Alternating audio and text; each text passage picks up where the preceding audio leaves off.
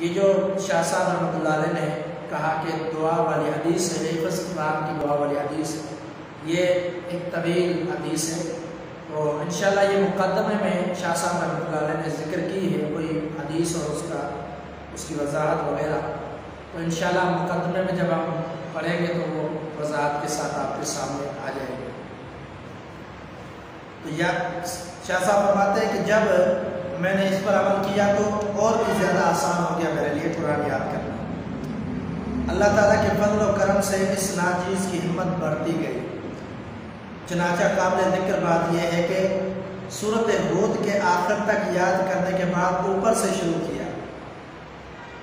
پہلا پارہ تو پہلے ہی یاد تھا، الحمدللہ وکفی والسلام علی عبادہ الذین اصطفی اما بعد، فاعوذ باللہ من الشیطان الرجیم، بسم اللہ الرحمن الرحیم، اليوم اکملت لکم دینکم واتممت علیکم نعمتی ورضیت لکم الاسلام دینا۔ آج موضوع تو 12 ربیع الاول کے حوالے سے ہونا چاہیے تھا، نبی علیہ السلام کی ولادت وفات اس حوالے سے گفتگو کرنی چاہیے تھی، لیکن انشاءاللہ ایک دو دن میں ہم اس حوالے سے ضرور آپ کے سامنے کچھ گزارشات رکھیں گے، کیونکہ نبی علیہ السلام کی احادیث اور آپ صلی اللہ علیہ وسلم کے فرامین کو دیکھا جائے تو آج کل زمانے کے اندر، اس دور کے اندر بہت زیادہ بدعتیں پھیلی ہوئی ہیں جو آپ کے فرامین کے بالکل ہی خلاف ہیں۔ ابھی میں نے ایک آیت آپ کے سامنے پڑھی، الیوم اکملت لکم دینکم، دین مکمل ہو چکا، اب دین مکمل ہو چکا، اب دین میں کسی چیز کی گنجائش نہیں، کسی عمل کو اپنی طرف سے داخل کرنا، کسی چیز کو عبادت سمجھ لینا، کسی چیز کو، کسی دن کو، کسی ٹائم کو منانا، یہ سب کچھ اگر ثابت نہیں ہے تو پھر وہ دین کا حصہ نہیں بن سکتے۔ بہرحال اس حوالے سے ہم کچھ دن میں آپ کے سامنے کچھ گفتگو رکھیں گے۔ آج ہم اپنے سلسلے کو آگے بڑھاتے ہیں۔ سید ابو محمد بدیع الدین شاہ راشدی رحمہ اللہ رحمۃ واسعہ، اللہ تعالیٰ ان کی مغفرت فرمائے اور ان کے درجات کو بلند فرمائے۔ ہم نے یہ ذکر کیا تھا اس درس سے قبل کہ ان کی ابتدائی تعلیم کیا تھی اور کہاں سے حاصل کی، کون سی کتابیں پڑھی۔ اللہ تعالیٰ نے آپ کو غیر معمولی حافظہ عطا کیا تھا۔ قرآن مجید حفظ کرنے کے بارے میں شاہ صاحب رحمۃ اللہ علیہ خود رموز راشدیہ میں فرماتے ہیں کہ 1948 عیسوی میں، یعنی ہندوستان کی تقسیم کے 1 سال بعد، میں نے مکمل قرآن مجید صرف 3 مہینوں کے اندر یاد کر لیا۔ اس کے باوجود اپنی ذاتی مشغولیت بھی جاری رکھی اور تبلیغی پروگرام بھی ہوتے رہے۔ مجھے یاد ہے کہ سورۃ نور، شاہ صاحب فرما رہے ہیں کہ مجھے یاد ہے کہ سورۃ نور دوران سفر اونٹ پر سوار ہوتے ہوئے یاد کی، اور یاد کرنے کا شوق تو اس سے 2-3 سال پہلے تھا، مگر ایک تو ذاتی مشغلے زیادہ تھے اور دوسرا یاد کر کے بھول جانے کا انجام بھی احادیث میں پڑھ چکا تھا۔ اس وجہ سے ہمت نہیں ہو رہی تھی، جیسا کہ ہر چیز اللہ تعالیٰ کی مشیت کے ماتحت ہے، جس کام کے لیے اس نے جو وقت مقرر کیا ہے وہ وقت آگے یا پیچھے ہو نہیں سکتا، اور جب وہ وقت مقرر آیا تو میرے لیے وہ کام اور زیادہ آسان ہو گیا۔ اور ترمذی شریف میں جو حدیث ہے دعا حفظ کے حوالے سے، اس عمل کو شروع کیا تو یاد کرنا دن بدن آسان ہوتا جا رہا تھا۔ یہ جو شاہ صاحب رحمۃ اللہ علیہ نے کہا کہ دعا والی حدیث ہے، حفظ قرآن کی دعا والی حدیث، یہ ایک طویل حدیث ہے، تو انشاءاللہ یہ مقدمے میں شاہ صاحب رحمۃ اللہ علیہ نے ذکر کی ہے کوئی حدیث اور اس کی وضاحت وغیرہ، تو انشاءاللہ مقدمے میں جب ہم پڑھیں گے تو وہ وضاحت کے ساتھ آپ کے سامنے آ جائیں گے۔ تو یا شاہ صاحب فرماتے ہیں کہ جب میں نے اس پر عمل کیا تو اور بھی زیادہ آسان ہو گیا میرے لیے قرآن یاد کرنا۔ اللہ تعالیٰ کے فضل و کرم سے اس ناچیز کی ہمت بڑھتی گئی۔ چنانچہ قابل ذکر بات یہ ہے کہ سورۃ ہود کے آخر تک یاد کرنے کے بعد اوپر سے شروع کیا۔ پہلا پارہ تو پہلے ہی یاد تھا، یعنی سورۃ ہود سے آخر تک یاد کر لیا، اس کے بعد شاہ صاحب نے دوبارہ شروع سے یاد کرنا شروع کیا، اور اس سے پہلا پارہ پہلے ہی یاد تھا، الف لام میم۔ چنانچہ قابل ذکر یہ بات ہے کہ دوسرے پارے سیقول سے سورۃ یونس کے آخر تک جو بھی باقی تھا وہ 3 دن میں، مائدہ 2 دن میں، اور سورۃ انعام اور اعراف 3 دن میں، باقی 3 سورۃ انفال، توبہ اور سورۃ یونس 1 دن میں۔ ان 20 دنوں میں کوئی بھی دن یاد کرنے سے خالی نہ چھوڑا۔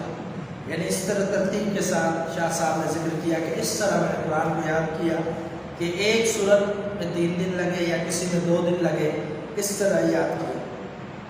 علامہ سید ابو محمد بدیع الدین شاہ راشدی رحمہ اللہ نے دوران تعلیم جن نام اور علماء اکرام سے کسب فیض حاصل کیا ان کے اسم گرامی ذکر کرتے ہیں۔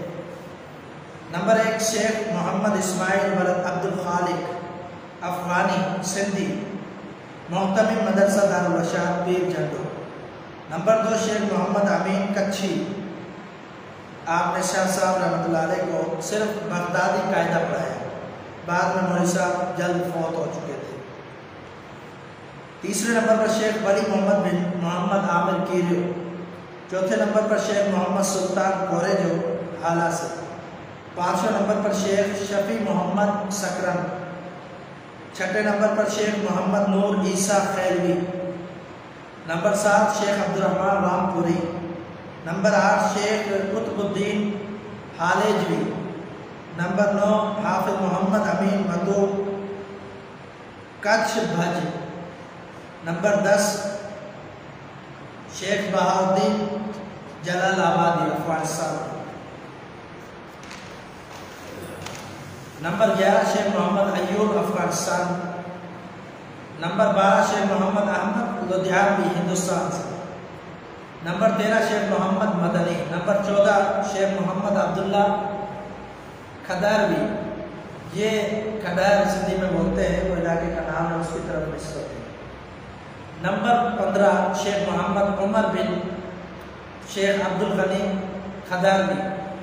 نمبر 16 شیخ محمد خلیل اللہ بن محمد سلیم لدھیانوی خیرپور۔ نمبر 17 استاد عبدالکریم نواب شاہ، سندھی زبان کے یہ استاد تھے شاہ صاحب کے۔ نمبر 18 سید محب اللہ شاہ راشدی رحمہ اللہ، آپ کے بڑے بھائی جن کا تذکرہ ہم پہلے کر چکے ہیں۔ یہ تذکرہ علماء اہل حدیث کتاب کے اندر صفحہ نمبر 65 اور 164 جلد نمبر 2 میں یہ بات اور یہ اساتذہ کا نام ذکر ہے۔ عجیب بات یہ ہے کہ سوائے سید محب اللہ شاہ راشدی رحمہ اللہ آپ کے بڑے بھائی کے باقی تمام اساتذہ حنفی مسلک اور دیوبندی عقیدے والے تھے۔ ان محترم اساتذہ کے علاوہ شاہ صاحب رحمہ اللہ نے عالم اسلام کے جن جید علماء سے علم حدیث کی اجازت اور سند حاصل کر کے شاگردوں کے حلقے میں داخل ہوئے، ان میں کچھ نام ہم آپ کے سامنے رکھتے ہیں۔ نمبر 1 علامہ شیخ ابو محمد عبدالحق بہاولپوری المہاجر المکی۔ نمبر 2 شیخ الاسلام امام المناظرین علامہ ابو الوفا ثناء اللہ امر تصوری رحمہ اللہ۔ نمبر 3 عمدۃ الفقہا فقیہ الوقت علامہ حافظ محمد عبداللہ محدث روپڑی۔ نمبر 4 شیخ الحدیث علامہ ابو اسحاق نیک محمد صاحب۔ نمبر 5 فقیہ الوقت علامہ ابو سعید شرف الدین دہلوی۔ نمبر 6 مولانا عبید اللہ سندھی رحمہ اللہ، اللہ تعالیٰ ان سب پر رحمت نازل فرمائے۔ ان اساتذہ سے شاہ صاحب رحمۃ اللہ علیہ نے بڑے جید علماء تھے، ان سے سند حاصل کی، حدیث کی اور اجازت حاصل کی۔ رموز راشدیہ صفحہ نمبر 17-18 خود یہ بات علامہ मजीद शाह राशिदी ने नकल की है। ये असदा के बुजुर्ग उलमा के नाम खुद उन्होंने लिखे। सैयद अबू बदीउद्दीन शाह अबू मोहम्मद बदीउद्दीन शाह राशिदी रहमतुल्लाह के इल्म की तकमील उस वक्त हुई जब सिंध के लोग बिलखुसूस मजहबी लिहाज से तकलीद और मुरवजा फ़िक़ही मसलक से मुनसरफ थे, तो दूसरी तरफ पीरी मुरीदी के मौलिक मर्द में गिरफ्तार थे। खल्क़े खुदा के गले में पीरी मुरीदी और तकलीद के तोप इतने पेवस्त हो चुके थे कि बज़ाहिर उस तकलीद कैफियत से आज़ाद होने का कोई इम्कान नज़र नहीं आ रहा था। इस दिल दहला देने वाले दौर में उस मर्द मुजाहिद ने लोगों की इस्लाह के लिए अपने खुदादार इल्म और अमल की बुनियाद पर मजहब के उन जाली ठेकेदार और पीरी मुरीदी के मसनूई मुहाफ़िज़ों की मक्कारी और अयारी के खिलाफ बगावत आलम को बुलंद किया। पीरी मुरीदी और तकलीद के खामोश सागर में मुखालिफत और बगावत का पहला पत्थर उस शख्स ने फेंका और उसमें तहरीक का पैदा होना फितरी अमल था। मुखालिफिन ने आपके खिलाफ अपनी सरगर्मियों को तेज़ कर दिया, अपने और गैरों ने मुखालिफत और बहतानबाजी का बाजार खत्म कर दिया। कुछ मेहरबानों ने लबकुशाई की कि इस शख्स ने हाफिज सादी शिराजी रहमतुल्लाह का दीवान पढ़ लिया है, उस वजह से ज़हनी तवाज़ुन खो बैठे हैं। बाद में यह अफवाह फैलाई कि ये शख्स अपने बड़ों के रास्ते से गुमराह हो गया है। बाद में ये कहा कि अपनी अलग गद्दी कायम करने की कोशिश कर रहा है। बाद ने कहा कि इस शख्स पर जिन्नात का साया है। कुछ ने करम फरमाई की कि इसकी तरफ तवज्जो ना दी जाए, खुद ब खुद बाज आ जाएगा वगैरह वगैरह। यानी इस तरह की लोगों ने बातें की शाह साहब रहमतुल्लाह के बारे में। हत्ता कि ये नौबत आई कि आप मुखालिफतों, साजिशों, इल्ज़ाम तराशियों और बहतानबाजी से तंग होकर अपने आबा इलाके को छोड़कर अला इन्न अर्ज़ी वासिअतुन फ़इय्या फ़अबुदून की इजाज़त से हिजरत वाली सुन्नत अदा करते हुए सन 1954 ईस्वी में न्यू सैदाबाद में आज़ाद पीर झंडो नाम से नए गाँव को आबाद करके उसको सरफ तहरीक का गढ़ बनाया। यानी अल्लाह ताला के कुरान में ये आयत है कि मेरी ज़मीन वसी, अल्लाह ताला ने फरमाया कि मेरी ज़मीन वसी, यानी बंदा जहाँ चाहे वहाँ रह सकता है। शाह साहब रहमतुल्लाह ने इस आयत पर अमल करते हुए और अपने ही ख़ानदान वालों से अपनों ही इसमें तंग आकर जिन्होंने मुखालिफतें की, साजिशें की, इल्ज़ाम तराशियाँ की, बहतानबाजियाँ की, सिर्फ कुरान और हदीस को मजबूती से थामने की वजह से, सिर्फ कुरान और हदीस की दावत की वजह से इतने दुश्मन बन चुके। शाह साहब रहमतुल्लाह अलैह ने न्यू सैदाबाद में आज़ाद पीर झंडों के नाम से एक नए गाँव की आबादकारी शुरू की, यानी वहाँ पर रहे और वहाँ एक नया गाँव आबाद किया, उसको सरफ तहरीक का गढ़ बनाया। तो यकीनन शाह साहब रहमतुल्लाह अलैह ने बहुत सारी आजमाइशों का भी सामना किया इस दीन की खिदमत और कुरान और हदीस की खिदमत के हवाले से। इंशाअल्लाह कुछ और भी बयान होगा। आज का हमारा इतना दर्स था और अल्लाह ताला से दुआ है कि अल्लाह ताला इन बुजुर्गों की मग़फ़िरत फरमाए, उनके दर्जात को बुलंद फरमाए और इन्होंने जो ज़ख़ीरा इल्म जमा किया अल्लाह ताला हमें उससे फ़ैज़याब होने की तौफ़ीक़ अता फरमाए। वमा तौफ़ीक़ी इल्ला बिल्लाह अलैहि तवक्कलतु।